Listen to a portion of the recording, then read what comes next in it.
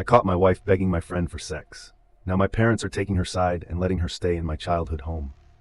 So last night, my wife of 7 years decided to have a chill-out night. After dinner, she went to the den and was watching her programs while I flitted between watching the Spurs football game and doing some odds and ends that I had planned.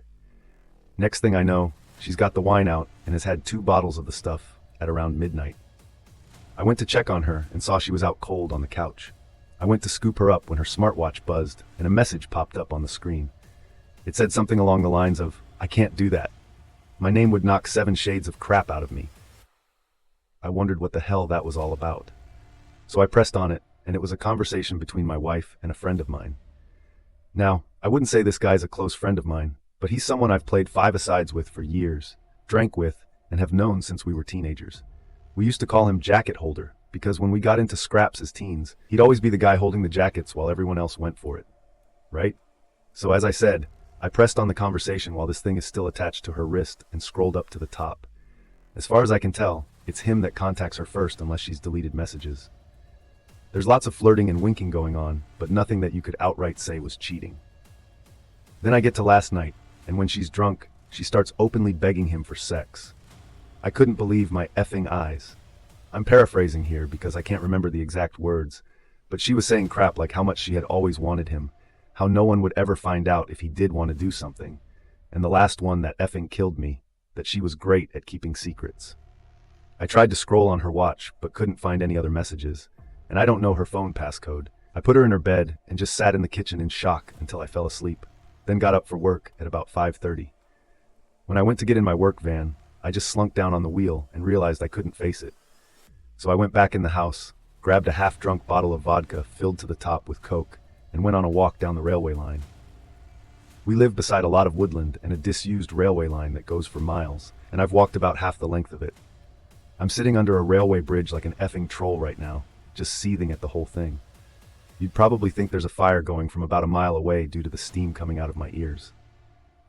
So what do? I don't want to speak to her.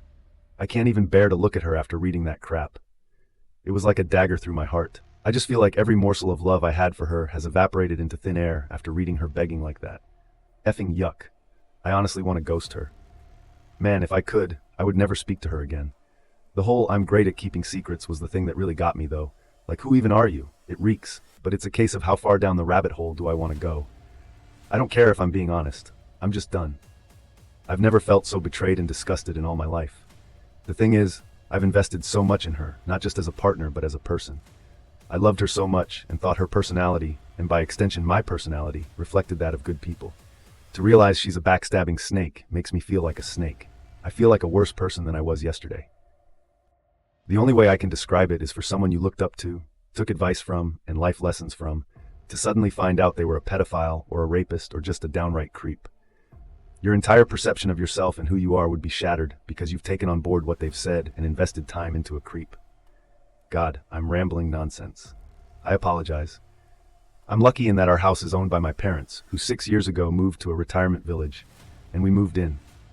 The house will be bequeathed to me when they die, but I don't, and hopefully won't, own it for a long time. They couldn't be bothered with the upkeep and all the problems, etc., and wanted to see out their final days in peace. So when we do divorce, my soon-to-be ex won't be getting her hands on it. So what do I do then? I'm honestly thinking of I'm staring at a bottle right now, and my life feels like it has been ripped apart at the seams. As for that prick, so-called friend of mine, there's no doubt he was up to something here. There's also no doubt I wouldn't have caught wind of this at all, so I'll be seeing him very soon. Never mind holding jackets, he'll be holding his face. Update 1. 2 dog walkers came over to check on me as I was concerning them. I told them everything, they listened. And the first thing one of them said to me was, "Son, the worst thing you can do right now is drink. It'll cause carnage." I have to thank her for that, because I was on the highway to hell at that point. I threw the vodka away, got in touch with a friend, and he said I could come to his for a while to calm down. He was at work, but told me where the spare key was. We live in a small town of around 15,000 people, and he wasn't too far away. So once I got there, I sat on his couch, just trying to calm down. Throughout the morning, I was getting multiple texts and phone calls from my wife, asking where I was and what the hell was up, as my work van was still sitting in the driveway and I was nowhere to be seen. I texted her back, telling her that there was a problem with the engine. So I got a lift into work, which she seemed to buy, as she just texted back saying, okay.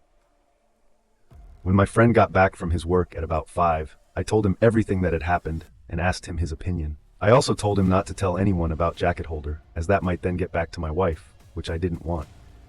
At this point, I would deal with him later. I mean, I'll expose what a little rat he is. Knocking the F out of him doesn't help me at all as of now. As an aside to the people saying he had done nothing wrong, he messaged my wife first. He was being extremely flirty. What the F is he even playing at, messaging my wife for in the first place? He only knows her in passing from afar. Look, I've got no problem with two adults conversing with each other, but they hardly knew each other, and it was flirty from the start as far as I could tell. I think they've seen each other while out and about, and it's gotten flirty then. So, my friend convinced me to try and keep a low profile and see what I could dig up. But at the same time, speak to a lawyer and get the ball rolling in terms of finding out my options, which I have done today. He took me home at about 6, and I was honestly dead on my feet by that point. I think the adrenaline pumping the entire day, then suddenly stopping, knocks it right out of you. So I was extremely tired when I got home. The second I walked through the door, I knew something was up, as my wife was on me right away, asking me all sorts of questions about work. I asked her why she even cared. She said that I'd left my big flask and lunch bag in the front passenger side seat of my van, and something's been up today. She could feel it. I was about to lie, but I was just too tired. I couldn't be bothered putting any sort of charade up, so I just said, yeah, there is something up. That when I was putting her drunk ass to bed last night, a message came up on her iWatch, which I read, and all the other ones, and that she was an effing disgusting cheat, that I wanted nothing more to do with her. Her demeanor went from an arms-crossed person in power to a scared little girl within about a second. Great at keeping secrets, begging that little rat for say A. Yep, read it all. She started sobbing, and I walked away and upstairs into the shower. When I got out, she was sitting on the top stair, crying still, and the excuses started right away. How she was drunk, vulnerable, had never done anything like that before. How he had messaged her first, and it didn't mean anything. She was never going to go through with it. Pretty much everything that everyone on here was saying, she would say, like she had the playbook out. The only thing she didn't do was try and blame me. She probably knew I would have thrown her right out the door if she had tried that crap. I told her that I wanted a divorce and her out of the house within a month. I also told her that she was moving to the spare room. I've been pretty much ignoring her ever since, just scowling at her and shaking my head when she starts waffling this thing. She completely took her side over mine. I couldn't believe it. Could this F me here? Like, do I have no right to ask her to leave? If my mother is against it, it's going to be my house when my parents pass, and I did nothing wrong. So I'm not leaving. It's probably going to turn into a War of the Roses Part 2. I managed to get myself an appointment with a divorce lawyer for next week, so I'll be going to that to discuss my options. Until then, I'm just going to ignore my soon-to-be ex-wife. I guess I know she's probably not going to admit anything else. Now I'll never know if she was a really good liar or if she was just talking crap to him to get him on her side for an affair. Update. It's now been 20 days since I found out my wife was trying to cheat on me with my friend, and the situation has become hellish. I gave her a month to get out, and she's been sleeping in the spare room. But it's clear now she doesn't have any intention of going after she got in the ear of my mother. She doesn't have anywhere to go at any rate, but that's not my problem. I've seen my divorce lawyer multiple times, and am now in the process of drawing up a divorce petition and having my wife serve divorce papers. I've also opened my own bank account and taken 50% of the balance from our shared account. The atmosphere around the house has been weird to say the least. The living room has turned into a no man's land where no one frequents, as we both spend the majority of our time in our rooms. I've also intentionally been working late a lot, so I don't have to interact with her much.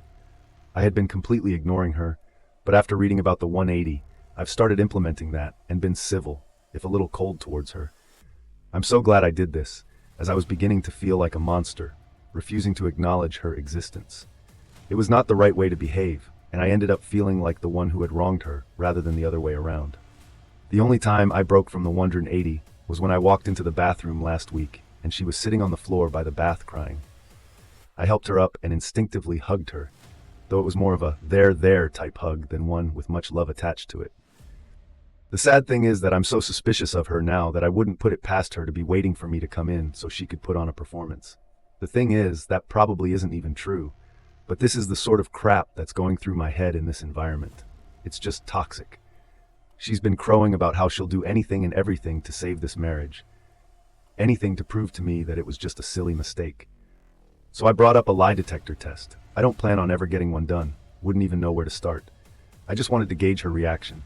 She was all for it, well, until a few hours later when she came to me, tablet in hand, going on about how inaccurate they are and that anxiety and nervousness can throw up false readings. With her and her anxiety disorder and all, I just laughed. It wasn't even a normal chuckle either. It started as a bit of a cackle and ended in a childish giggle. It appears she would do everything to save this marriage, while everything except take a lie detector test. That is, it doesn't even matter. Anyway, I meant what I said in my original post. Every morsel of love I had for her dissipated into the atmosphere after I read her say those horrible things.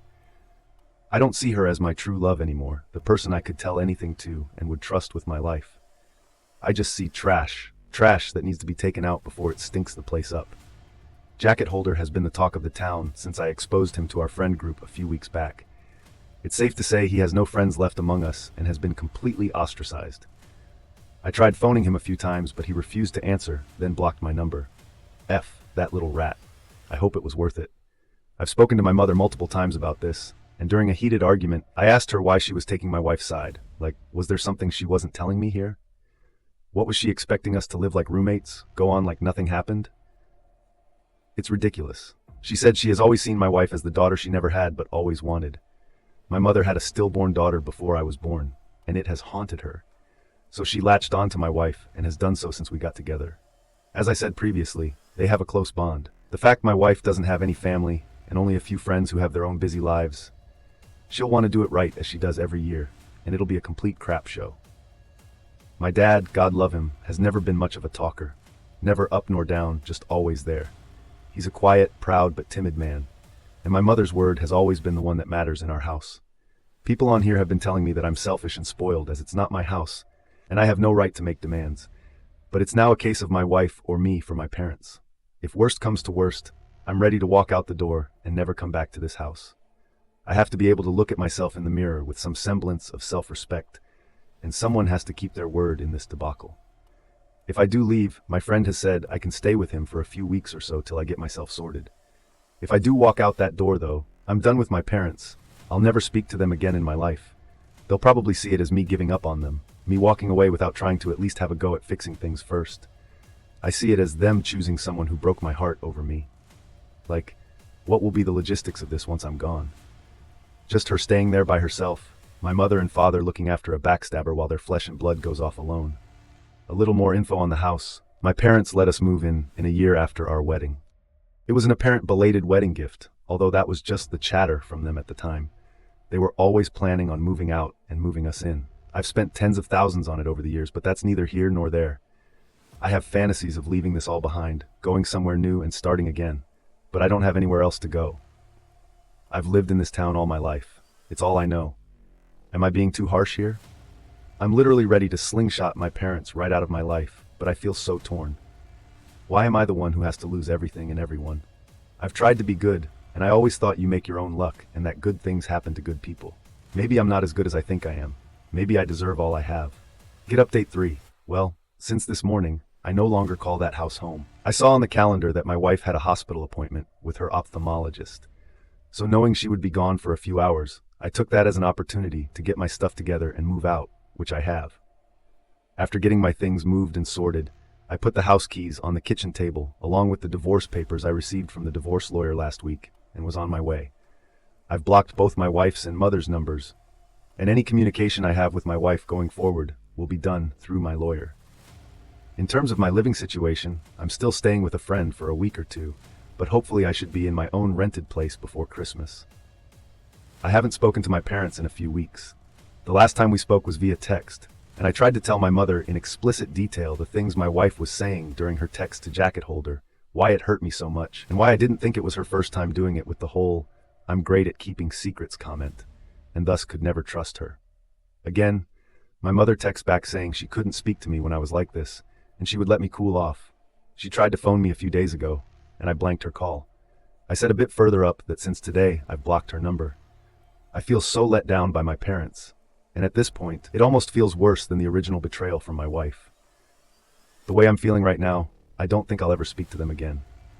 I think in times of strife, you look to your family to be strong for you, to be a rock and give you the wronged one's support. My parents have been weak.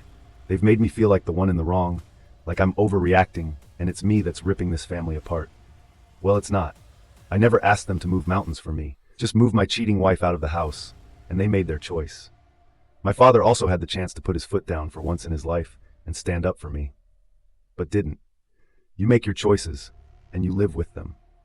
I guess people have been saying things like, I threw in the towel so easily that I was looking for a way out and didn't love my wife because I didn't try hard enough to save things. But that's not true. I loved my wife more than anyone on this earth, and I was broken. As for me, I'd love to travel. My wife hated flying, so most of our holidays had been to southern England, the likes of Newquay and Toke, and Cornwall and Devon. It would be great to travel abroad again. Update 4. It's been over 7 months since I first posted on Reddit, and I honestly thought that was it for me. As I didn't need any more advice, I had made my decisions and done what I said I would. But I got a phone call this morning that has dragged me back into it. I have moved 15 miles away, changed my phone number, and I'm still in the process of divorcing my wife. She has completely ignored all the requests from my divorce lawyer to cooperate, which has hindered things. We're now in the process of putting in an application for DE's service and trying to have her served officially by the courts. If she continues to ignore it, then I can proceed with a divorce without her input. Well, this morning while at work, I got a phone call from my friend telling me that my dad was trying to get in touch, as my mother is not well, and would it be okay if he gave him my number? I said okay, and my dad phoned to tell me mom is in the hospital. She's stable, though not great. Obviously, I was shocked, as I've not heard my dad's voice for so long. It was also the most emotional I've ever heard him. He told me my mom really wants to see me, so would I meet him at the hospital tonight and go in and see her with him? I said okay, and I've arranged to meet him outside the hospital. I ended up going home from work as I couldn't concentrate, and I'm climbing the walls here wondering if I've made the right decision, wondering if I'm about to get dragged back into this crap show that I walked away from.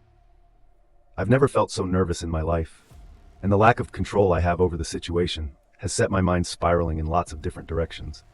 I feel like I'm walking into a burning building blindfolded, with no idea where the exits are. Why does she want to speak to me now? Has she had a change of heart? Unless she's also had a personality transplant while in there, I find it unlikely. Will my wife be there? I have no interest in ever seeing her again. I'm still angry about what transpired with them and the way they took my cheating wife's side over mine. I've been going back and forth in my head about going at all, but I will go. I was also thinking about seeing if she wanted to speak over the phone instead, but I'm not sure if she would do that, or even if she's well enough. I feel like the bad guy here, and that I might have caused this from walking away. How would you handle this? Update 5. I've spent the last few days trying to digest what happened and how I feel. So I did end up going to the hospital on Wednesday night after much towing and throwing. I was genuinely about to back out at the last minute as I felt my bottle crashing. But I needed some closure and knew that I wouldn't forgive myself if I didn't go. Something happened when I drove into the hospital car park. I had this real feeling of paranoia and was half expecting my wife to jump out from behind a bush or something. I met my dad at the entrance, and it was pretty awkward as he tried to hug me. I said no. I then said if my wife is here in any way, shape, or form, then I am about turning and out the door. He assured me she wasn't, and we made our way to the ward where Mom was. When I saw my mother, I got the fright of my life, as she looked like she had been in the wars. Never have I seen her look so frail. She's got an extreme black eye, also a lot of bruising and purple yellowness down one side of her face. She took a serious fall, broke 2 ribs, shattered her elbow, and banged one side of her head face on the ground. So, elbow, ribs, then head in that order. As she went down, she looked zombified, but perked up when she saw me. She told me how much she's missed me, and that she wasn't sure she'd ever see me again. I told her, if she had really wanted to get a hold of me, she could have done. We spoke for a bit about what exactly had happened and how she was down for a few hours before my dad found her. Also, that she was determined to get back to normal and mend bridges with me. I brought up my wife and that I had been pushing for a divorce, but she was either ignoring the letters or wasn't getting them. So I asked if she's still in the house. Mom admitted she was, and Dad started to look uncomfortable. I just looked away in disgust. Mom started saying how lost my wife is. All in all, when I left, I said, if I want to get in contact, I will, but don't be waiting over the phone for me to call, as you might be waiting a while. When Dad walked me out, he asked if I would keep in touch with him. I said I would. Whether that's right or wrong, I don't know, time will tell. When I got home, my emotions were a bit all over the place, from sadness to anger, but I'm glad I went. I couldn't help but think about my wife as well, and what she once meant to me. It'll never not hurt when I think about everything that's happened in the last 7 months. It honestly doesn't feel real. The speed at which everything fell apart was just spellbinding. I know life comes at you fast, especially when you're not paying attention, and I wasn't paying attention. It was just sheer luck I found out about her trying to cheat on me. Cosmic coincidence. Nothing more. I never saw the signs or put everything together. I just saw something on her watch, and it tore my effing life apart. I know now that it wasn't the only time. I know it in my heart. I see what she is and feel no love for her, only contempt. I feel she stole the best years of my life.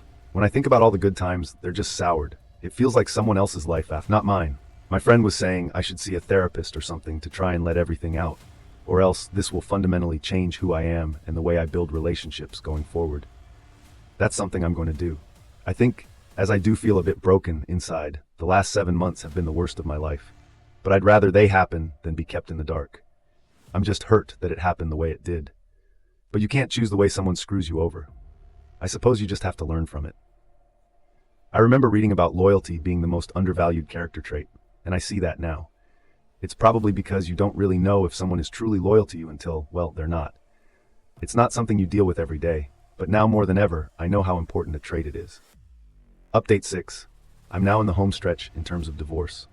My wife has signed the divorce papers and sent them to my divorce lawyer, so all that's left now are the formalities. She sent me a message via my dad where she said she's sorry for not letting me move on, that she thought she could save things, but now she knows she can't and she has to move on for her own well-being. I thank her for seeing sense. She doesn't want anything in the divorce and said she's going to move out of the house when she can get on her feet, which I'm okay with. In terms of my mother, I haven't spoken to her yet, but my dad said she's doing a lot better after getting out of the hospital and getting some normality back.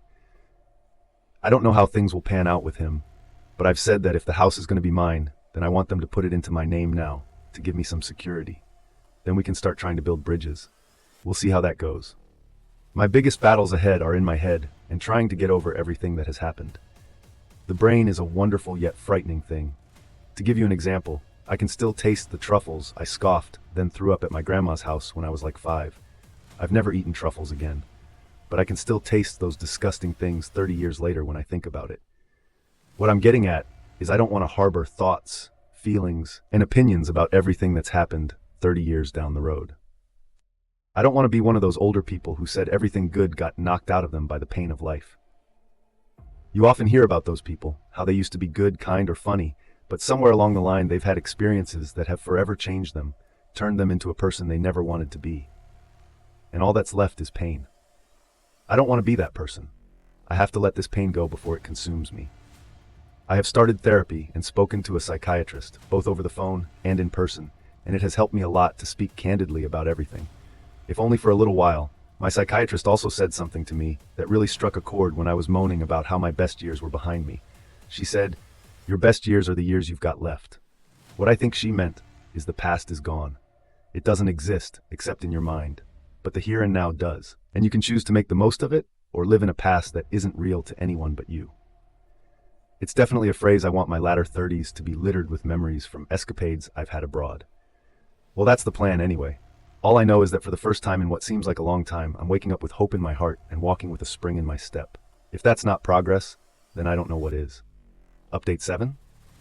Well, it's now been a year since my first post on Reddit, so I thought it would be fitting to give one last update and end things here. First things first, I'm now officially divorced. It feels like a weight has been lifted, but also a firm end to what was nearly a third of my life. I actually saw my ex-wife for the first time since last December. I was walking into a shop in the town center about a month back after visiting a friend, and she was opening the door to walk out just as I was walking in. We were both wearing masks, but I noticed it was her right away, and we made eye contact. She mumbled something that I couldn't make out. Then we just sort of stared at each other for a few seconds. Then I walked inside. As I was walking around the shop, this feeling of utter sadness just enveloped me, and I had to take a minute to compose myself. It just goes to show all it takes is one look for you to feel straight back to square one. Do I miss her? No. I miss the person I thought she was, but that person doesn't exist anymore if she ever did. I don't wish her hurt or hardship, though. I really don't. I just refuse to move forward any longer with hatred in my heart. The only person it'll burden in the long run is me. I also found out from a friend's girlfriend that she was sure she saw my ex-wife outside a pub in the city, all over another guy a couple of years back. Apparently, she never said anything to me or my friend because she wasn't sure it was her, and she didn't want to meddle. I'm extremely pissed off with her, as I could have done with that information years ago. It's hardly conclusive, but I could have confirmed if she was out that night, etc. And it would have saved me a lot of heartache in the long run. Now I know why I've never liked her. One of the reasons we wanted to book a flight to New York in October was that the travel ban between the USA and UK was supposed to be lifted in September for fully vaccinated travelers. Unfortunately, that has now been moved back to November 8th, which has put our plans into limbo. My friend also can't get the time off work now until the new year. So, if I'm to go, then I'll have to go alone, which is a bit crap since we were both invested in going together. I'm pretty set on going in the new year with him, though I'll have to think things through more thoroughly. One thing this pandemic has consistently been able to do is throw up curveballs. So, I really can't complain or say I'm surprised. I'll get there though, by hook or by crook. This is just the start of my journey in that regard. Remember, I'm struggling when it comes to my parents and that all I feel towards them is complete apathy. I'm just having a difficult time feeling anything, and no matter how hard I try, I don't think that'll change. My dad has tried to build back the relationship again, but I just don't care anymore. That might sound harsh, but it's the truth. I said in my last post that I wanted them to put the house in my name, though I haven't followed up on that. I think I was just angry at the time and wanted to assert some dominance at the outset of our conversations, but I really couldn't give a F about that house. I think I would rather live in the house from A Nightmare on Elm Street than there. It wouldn't change anything anyway. It can't turn back time unless it's turned into a time-traveling house. Since I've gone or circumvented what they did, it's just the sad consequence of the choices they made. To anyone out there thinking of forgiving a cheater, please don't. I implore you, you're flogging a dead horse. Don't be that person desperately scrambling to put out fires started by your cheating partner while they gleefully reignite them. I feel stronger than ever, after everything that's happened, and reading a lot of infidelity support forums in the last year, that you're letting yourself in for a world of hurt if you don't cut your losses. Kind of a relevant story, but at the start of the year, I had a really scary experience when I cut the back of my trouser leg on a metal bin while brushing against it at work. I never realized it had caused a cut until I went home, and when I went to bed at night, I felt kind of weird. I woke up about 2. I don't know if it was the whole accepting fate state of mind, but when I accepted that it might be over, it took all the permutations out of the equation, and everything became very simple and calm. I've been thinking about it a lot lately, and when I think about cheating or betrayal, I feel very similarly. You have to accept that what you had is over. It's long gone. If someone is willing to plunder such depths and stab you in the back so mercilessly for their own gratification, fighting that unwinnable battle is noble and all. But when you're pissing into the wind with lottery odds of success, is it worth it? Is it worth the pain? I don't think so. I understand everyone has their own situations with kids, etc., but some fights are just straight up folly. Accept that it's over, and things will quickly become clearer. That's just my view. It's funny. I haven't written about my thoughts and feelings since I was in high school. I work on roofs for a living. This experience, though, is coaxing that side out of me aside that I had pretty much forgotten existed. If something good has come from this fiasco, it's that I'm not going to bottle things up any longer. It's been therapeutic for me to get things out there and see the bigger picture of my situation. Writing things down has helped me more than I ever imagined. So, it's something I'm going to continue to do, even if it's just writing to myself in a journal or notepad. I think there are instances in your life, when all's said and done, that you can put a pin in and say things were on a knife edge that day and could have gone either way. I shudder to think what would have happened had I not reached out for help on here, or seen those dog walkers. I'd likely have been blackout drunk at death's door in a ditch somewhere, or in jail for firing Darren, aka Jacket Holder, straight through his effing window frame after going through his house like a tornado. Honestly though, it frightens me to think where I'd have ended up. If things had gone south, I was not in a good way. And being drunk, embarrassed, and incandescent with rage is a combination that can cause chaos, whatever way you cut it. In the end, I'm just happy I made it out the other side without hurting myself or someone else. Most of my posts have been about the ins and outs of what was happening. However, I think the last few have been more about how I feel towards what has happened. Betrayal just renders such passionate and invasive thoughts. There's no action on this earth quite like being stabbed in the back by people that you love in so many ways. It's unique, and the emotions you feel after it are by the same token equally unique. So, cheers for hearing me out. I said in my first post, after finding out that I felt like a worse person than I was yesterday. Well, after everything that has happened, I feel like a stronger one too. Thank you for watching. Subscribe for more.